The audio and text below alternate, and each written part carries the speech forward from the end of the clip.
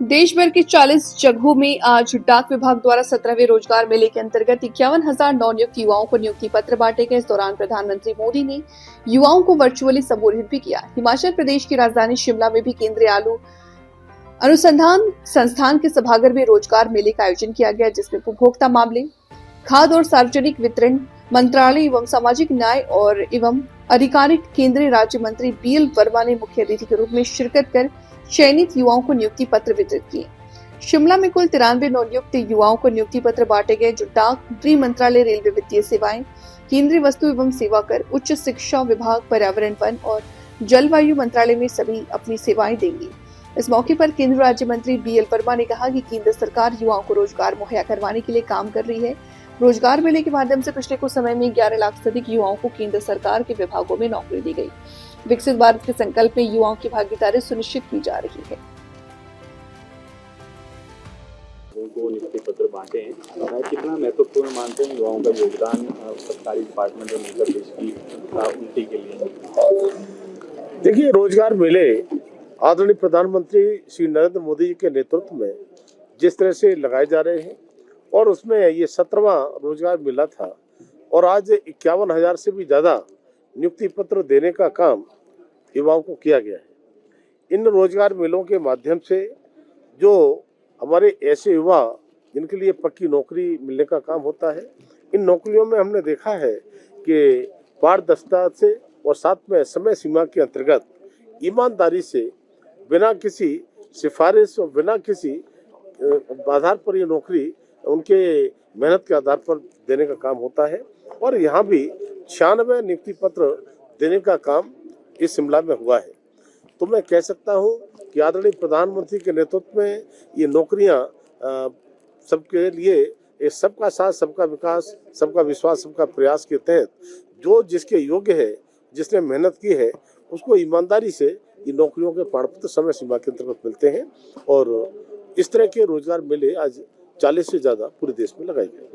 Sir, PDS की बात करें, राशन तरह इसमें कोई कदम उठाए गए, कोई सब्सिडी दी जाएगी, पर विशेष ध्यान दिया जाए गरीबों को जो राशन मिलता है? देखिए, राशन की बात करते हैं। देखिए, राशन का 80 करोड़ से ज़्यादा लोगों के लिए फ्री राशन देने का काम जो हो रहा है, आपने देखा हुआ 2014 से पहले राशन के कोटेदार जो राशन मिलने वाला होता, राशन ठीक से बढ़ता नहीं था।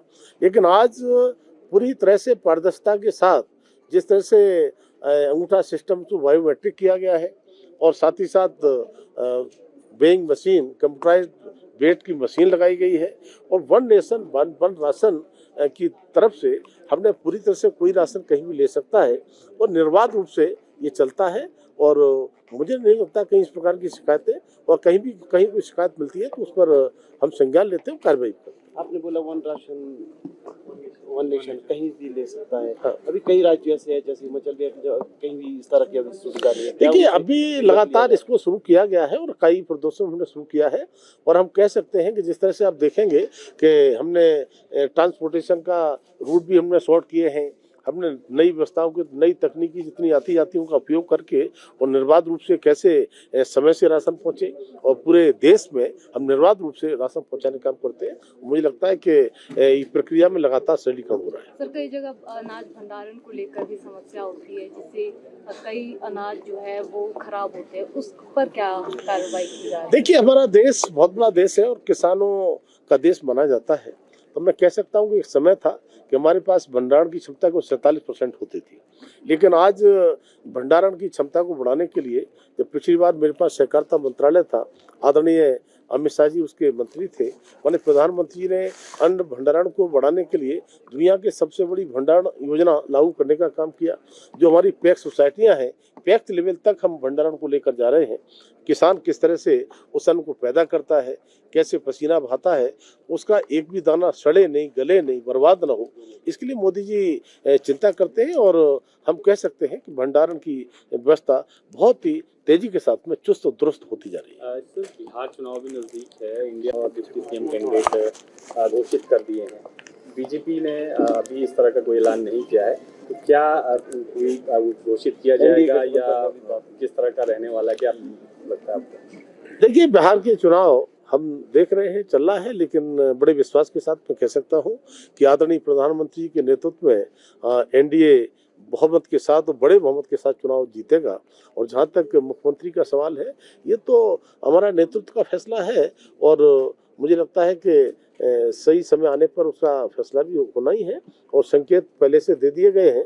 और मुझे लगता है ये चिंता तो उन्हें करना चाहिए। उनका महागठबंधन कैसा महागठबंधन है, आपस में ही लड़ रहे हैं, आपस में प्रत्याशी उतारे हैं, लेकिन एनडीए पूरी तरह से अनुशासित तरीके से अपने प्रत्याशी लड़ा रहे हैं और सारे हमारे एनडीए के घटक पूरी तरह से एकजुटता के साथ में चुनाव लड़ रहे हैं और ये जीत केवल जीत ही नहीं होगी, बड़ी जीत होने वाली है। अमित शाह का जो बयान सामने आया उसको लेकर विपक्ष निशाना साध रहा है कि नीतीश कुमार को टिकट नहीं मिलेगी। आपने बोला कि प्रधानमंत्री के नेतृत्व में, क्या नीतीश कुमार के नेतृत्व में नहीं लड़ा जाएगा? देखिए, माननीय अमित शाह जी के बयान को तोड़ मरोड़ कर वो क्या पेश करना चाहते हैं, और मैंने देखा है कि इंडी गठबंधन कुछ रहा तो है नहीं, चाहे चुनाव लोकसभा का हो, चाहे सिवाय झूठ का सहारा लेने के अलावा।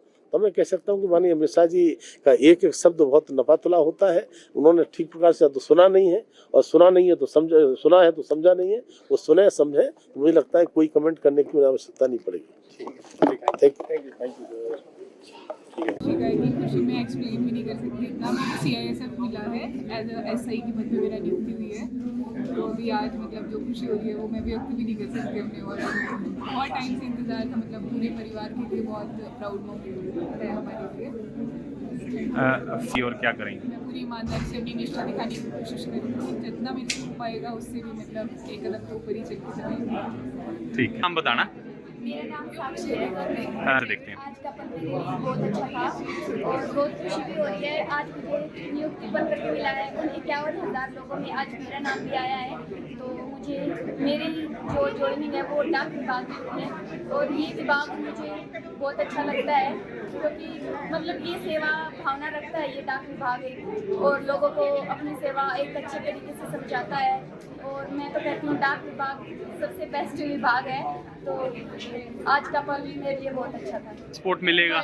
हाँ जी, फाइन सपोर्ट मिलेगा इससे। आप इस नियुक्ति के लिए? हाँ जी, मैं केंद्र सरकार का आभार भी व्यक्त करती हूँ, क्योंकि उन्होंने मुझे ये सेवा प्रदान करने का अवसर दिया है।